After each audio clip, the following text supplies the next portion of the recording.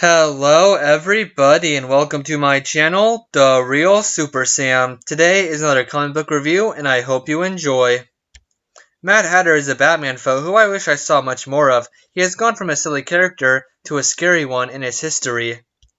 And Vicki Vale is also my favorite girlfriend Bruce Wayne has had, who isn't a supervillain. They both first appeared in the same story. Today, I'll be looking at the first appearance of many Batman characters, all first appearing in Batman issue 49. The first story has a doctor being moved into a prison to become the prison doctor. Outside the prison walls, Batman and Robin are after some gang members and easily capture them, sending them to the prison doctor's prison. When the inmates are in prison, they cause ruckus enough to be put on death's row.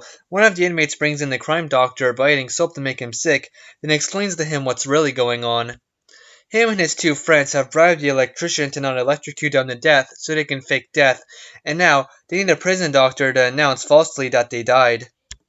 Outside escaping, the one prisoner that got to be fake executed that night shoots the doctor and escapes. The prison doctor was working with Batman to find the stolen money the group hid, and at the end the doctor goes back to his life. The next story introduces us to Vicki Vale, an A-list reporter. Vicki Vale is photographing special group members at Bruce Wayne's private club and he starts to flirt with her. But at that moment, a strange man walks in and starts to rob the place. He's a short man with a tall hat, calling himself the Mad Hatter.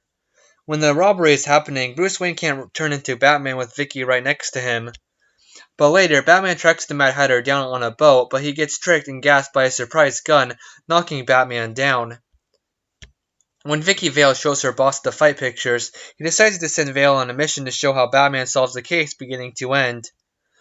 When the dynamic duo in Vale and Commissioner Gordon come together, Robin says that the Mad Hatter is giving Batman and Robin clues like Penguin and Joker. Vale tells Batman that taking photos of his adventures, people will stop becoming criminals, so Batman agrees. When Bruce Wayne goes to a horse show and Vale notices that Bruce has a cut on his chin, like the one Batman got after fighting the Mad Hatter, she becomes suspicious of what he really does. Before much else happens, the Mad Hatter raids the horse show and him and his henchmen raid the crowd for jewels and such, but after a battle, Mad Hatter gets away to his hideout. Back at Vicki Vale's home, she decides to put Batman's face over Bruce Wayne's and comes to the conclusion that Bruce Wayne is really Batman. And at the end, Batman finds the Mad Hatter's hideout with Mad Hatter still home, and Batman and Robin are against one of their wildest enemies.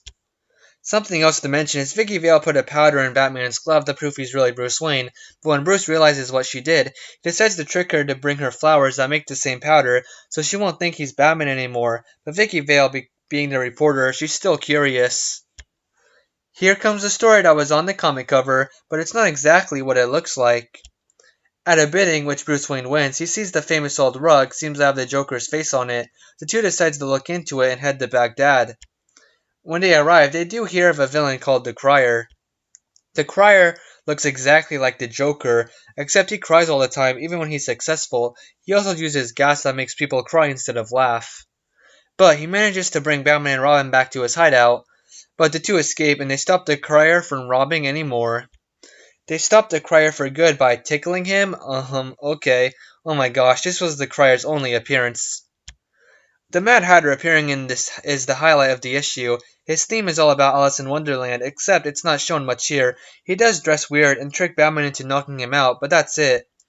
The Mad Hatter is never named Jervis Tetch here, and outside of the way he looks and the way he relates to the Alice in Wonderland story, he also has a weapon like the Red Queen. I can see how he is a unique character that future writers would bring back, even from his first appearance.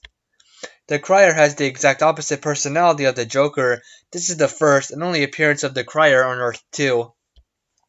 Here's nothing that special, but I do find it funny when Robin calls him a crybaby. It is a strange tale. Why is he in Baghdad, but is an opposite Joker? If I was writing this, he would be in Metropolis or something closer to Gotham.